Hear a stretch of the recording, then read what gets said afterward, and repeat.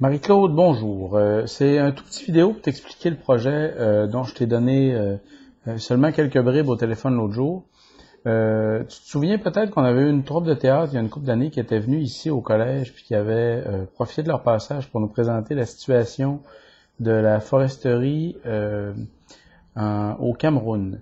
Il y avait donc cette petite troupe de théâtre-là qui avait amené avec eux un film qu'on avait visionné au collège, puis qu'on avait fait installer sur YouTube, un film qui s'appelle Les Seigneurs de la forêt, Saigneurs, Les Seigneurs de la forêt, les gens qui saignent la forêt donc.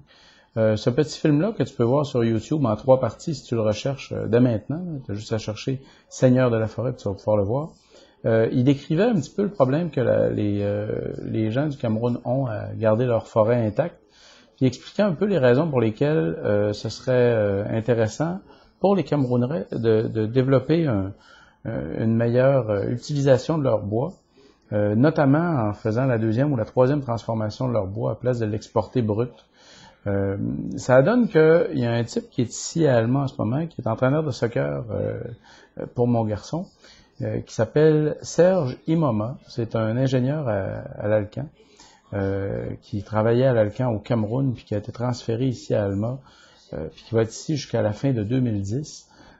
Ça donne que ce gars-là, en jasant avec lui, on constatait ensemble qu'effectivement, ce serait intéressant d'avoir des Camerounais qui viendraient étudier l'ébénisterie ici pour pouvoir proposer dans leur pays une autre utilisation du bois que de l'exporter à grosseur, pour que les gens du pays puissent faire plus d'argent avec leur forêt au lieu de les laisser être volés par des bandits qui se les accaparent.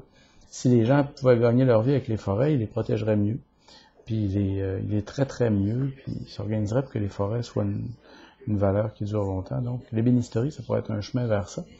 On pourrait avoir des étudiants camerounais qui viendraient étudier au Québec en ébénisterie au collège à Alma, puis on pourrait d'autant plus facilement les inviter ici si on pouvait leur offrir des emplois. Puis là, on le voit avec le problème de la grippe porcine. On a pas mal de travailleurs étrangers qui viennent travailler au Québec lors des récoltes, lors des périodes de récolte. Ce serait une possibilité qu'on pourrait offrir à des étudiants qui viendraient au collège. On pourrait leur dire qu'on va s'organiser avec des entrepreneurs locaux pour leur trouver des emplois saisonniers pendant la saison estivale, de manière à ce qu'ils puissent payer leur hébergement puis leur école pour la session d'hiver. Ce sera un beau partenariat à établir avec les fermes de la région qui, de toute manière, font venir des travailleurs de l'étranger ici parce qu'il manque de main-d'œuvre ici. Ce sera un beau partenariat à leur offrir. Ça ferait que ces gens-là, ils se sédentariseraient peut-être un peu plus dans la région. Puis, ça ferait qu'on pourrait leur offrir une formation qui serait pertinente pour qu'ils reviennent chez eux, non seulement avec l'argent qu'ils auraient ramassé, mais avec une formation pertinente et qualifiante pour améliorer le sort de leur communauté d'origine.